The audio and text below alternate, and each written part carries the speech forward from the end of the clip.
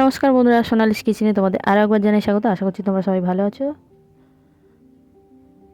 তো আজকে আমি বানাবো গাজরের হালুয়া। ভিডিওটি লাস্ট অবধি দেখার জন্য রিকোয়েস্ট রইল বন্ধুরা। ভিডিওটি ভালো লাগলে অবশ্যই লাইক কমেন্ট শেয়ার করবেন বন্ধুরা। আর সোনালিস কিচেনে নতুন হয়ে থাকলে অবশ্যই চ্যানেলটাকে সাবস্ক্রাইব করে দেবেন। তো শীতের স্পেশাল গাজরের রেসিপি নিয়ে আমি চলে এসেছি। তো দেখতেই পাচ্ছ, শীতের স্পেশাল লাল গাজর দিয়ে আমি বানাবো আজকে হালুয়া।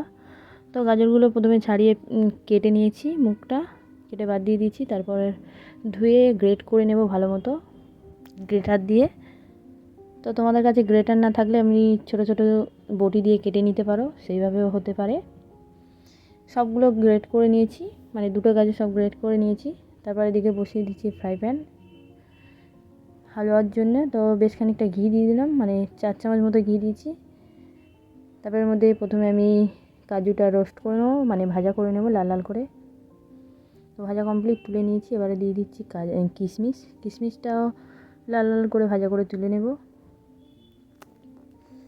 তারপর ওই ঘিয়ের মধ্যেই দিয়ে দেবো আমি গাজর, যেটা আগে থাকতে গ্রেট করে রেখেছিলাম, সেটা দিয়ে গাজরটাকে ভালো মতো ভাজবো 10 মিনিট মতো, যতক্ষণ না গাজরের কালারটা চেঞ্জ হয়ে যাচ্ছে আর গাজরের কাঁচা গন্ধটা চলে যাচ্ছে, ততক্ষণ ভালো মতো ঘিয়ে ভাজা করব।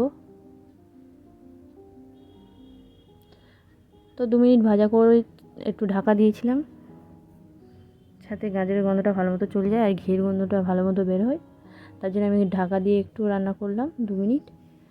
তারপর ভালো করে নাড়াচাড়া করার পর এর মধ্যে দিয়ে দিচ্ছি 1/2 লিটার দুধটা দিয়ে ভালো করে নাড়িয়ে নিয়ে তারপর এর মধ্যে ঢাকা দিয়ে দেবো, দিয়ে 2 মিনিট রান্না করব। তারপর এর মধ্যে দিয়ে দেবো একটা তেজপাতা, একটু দুমড়ে মুড়িয়ে দিয়ে দিলাম। তারপর এর মধ্যে দিয়ে দিচ্ছি 2টো এলাচ থেতো করে, দিয়ে ভালো মতো মিক্স করে নিলাম হালুয়ার সাথে। তারপর এর মধ্যে দিয়ে দেবো পরিমাণ মতো চিনি। তো এখানে আমি 100 গ্রাম মতো চিনি ব্যবহার করেছি, মানে মিষ্টি যে যতটা খাবে সেই হিসাবে তোমরা ব্যবহার করবে। তো আমার এখানে যতটা লেগেছে আমি ততটাই ব্যবহার করেছি। তারপর এর মধ্যে দিয়ে দিচ্ছি খোয়া এখানটায় প্রায় 100 গ্রাম মতো খোয়া ছিল, খোয়াটা গ্রেট করে দিয়ে দিয়েছি। তারপর দিয়ে দিলাম কাজু কিশমিশ, যেটা আগে থাকতে ভেজে রেখেছিলাম, সেগুলো দিয়ে ভালো মতো মানে মিক্স করে নেব।